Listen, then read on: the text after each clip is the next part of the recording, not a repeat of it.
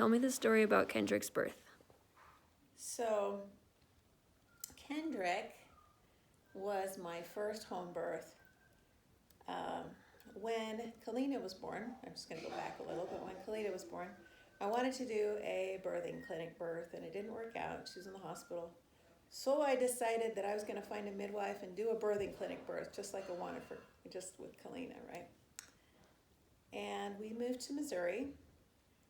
And in Missouri, I went and interviewed and hunted down, and I found a midwife that I really liked. I do not remember her name. I don't know why, but she was wonderful. And she had a clinic downtown. She also did home births. And I went down and I would visit with her at her clinic and go through. And she said to me a few times, she says, "Have you ever thought about a home birth? A lot of people really like it." And I thought, well, no, I haven't. She says, "Okay, well, let me just get you some books. You might be interested in it." So I'm all about learning, so I studied up and realized that, yeah, that sounded pretty good. But it can only work out as long as I could have a home birth in the home we were in. Ben and I were living in his dad's basement at the time in Missouri.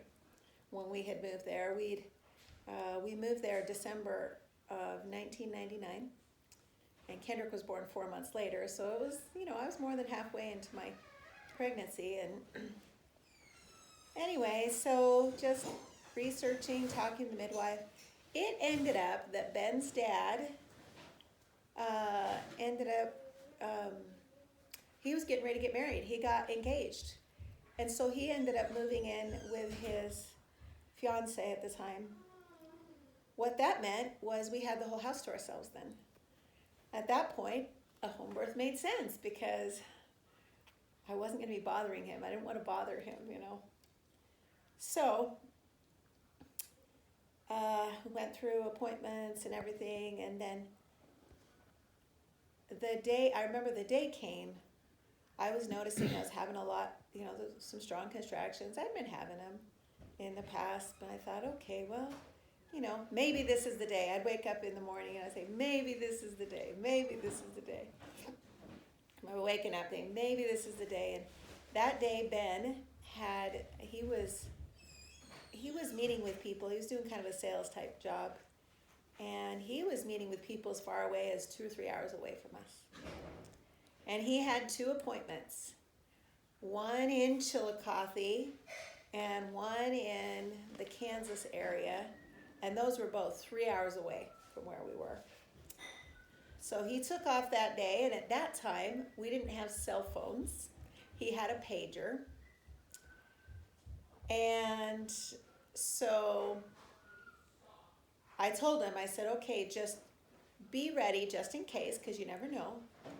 If I call, you have to head home immediately, because I don't want you to miss the birth if it's today. So he said, okay. And I remember that morning, my mom was there. It was great to have her. And where's Rhiannon? We're going to have to start over here in a minute. She's walking in. Rhiannon they're loading things up in that car. And here, Casey, sorry, we're interrupting this story here for a minute. We'll come right back to it. Would you give her these two? I told her this one's for the hydrogen water. Okay, back to the story. So Ben took off, went to his appointments. I remember my visiting teacher came over to visit me, and I'm sitting there chatting with her and sitting on my birthing ball because it felt comfortable to sit there. And every once in a while I'd stop for a contraction. And she's like, "Are you okay?" I'm like, "Yeah, we're fine. Keep going. I don't know if this is time yet, but, I'm feeling it. Keep going." And then a little later on, it started to get a little more intense, and I just got this feeling. I should probably have Ben come home, just in case. And I should call my midwife. It's time, So I called my midwife. It was probably about 3:30 in the afternoon, about then. Called my midwife, said, "Hey, I think you should come over. It might be It might be the day. I mean, 100% not certain, but it might be. Come on over. And so she's like, okay, I'll be over. And then I called up Ben, and I called one place, the first place that he was going to be, and he had just left. And I'm like, ugh. And it was going to take him an hour and a half to get from one to the other. I'm like, okay. Because he had just left. So I called the second place he was going. And I had talked to the lady there. Hey, how you doing? Leanne, I think was her name. Talked to her for a bit. I said, okay, I know Ben's coming to talk to you. I know he needs to spend time with you. I said, but I think we're having a baby today. When he gets here, tell him he needs to turn around and head home right away. He can call and let us know, but he needs to come home right away. So put that in motion, right? About 3:30. And anyway, my midwife got there about, she was checking in just to make sure, but she got to the house around 5 or so, 5:30. In the meantime, my mom is watching in on me, making sure I'm okay. We called Grandpa Hudgens. He was the one, we were in his home, and Cindy, and they came by, and they got there about 5:30, about the same time as the midwife. So they came by and they picked up Kalina, so that I didn't have to worry about Kalina. And so they were there for a little bit, and then about that time, that's when the midwife got there, and she starts pulling out this birthing tub to fill up and get ready to go. And I'm just doing this thing. I'm going through, feeling the labor. We sent the stuff out. Sorry, just for a second. Rhiannon's here. Rhiannon's stuff out there. It's all out in the car, so everything.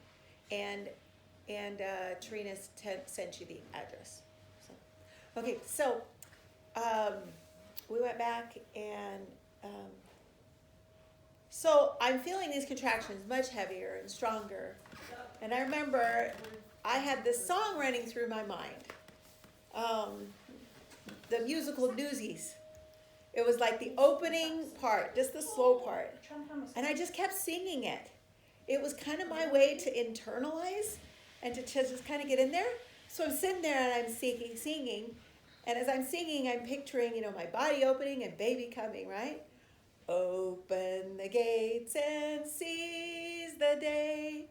Don't be afraid and don't delay. No one can break us. No one can make us take our rights away. Arise and seize the day. Just that part. It just kept running through my mind, and so I just started singing it. One of the things that I have learned since, which I think is interesting, is when you're going through labor, if you open up like your vocal cords, or you open up your breathing or your body, it just opens everything up. And so it's interesting how I was helping me have a baby, but here I was just singing. I don't know. It just felt right. It was the right thing to do. I mean, with Kalina, I'd gone through Bradley classes and breathing and all this other stuff, but I wasn't really doing much of that. I was just trying to focus. And that was how I was focusing. And so I remember my mom had I'd be done, and then I'd kind of stop. Okay, contraction over. She'd kind of check in. How you doing? I'm like, I'm okay. So she'd go through and see what else she could do, maybe to help the midwife get ready or whatever. Ben finally shows up about 6:30. And he's like, okay, how can I help? Like, help get that birthing tub up. We got to finish getting it up, and we got to get it filled. And so he's in there helping the midwife. So, I mean, truly, that was one of those days when, that labor, it wasn't one where I was hanging on to Ben like I did on some others where I was just really, it was just me. And then my mom was there. She didn't do much. She was just right there next to me. And it was good to have her there next to me, And finally about 7:15, right around there, they finally got the tub ready. And they said, okay, you can get in. I'm like, oh, thank goodness. Water is an amazing epidural. It's an amazing pain relief. So I'm like, okay, I slip in the water. Oh, it felt good. And then it was like, just feel this transition. So by then of course the midwife's there, Ben's there. So coming around there about 7:15, so I'm pushing, baby's starting to come. 7:15, 7. Then all of a sudden, and by the way, the birthing pool was set up in the front living room, but we had the windows closed and it was dim.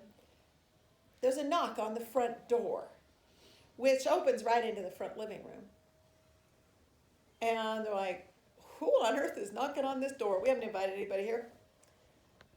So Mom goes out, peeks out the window. It's the missionaries.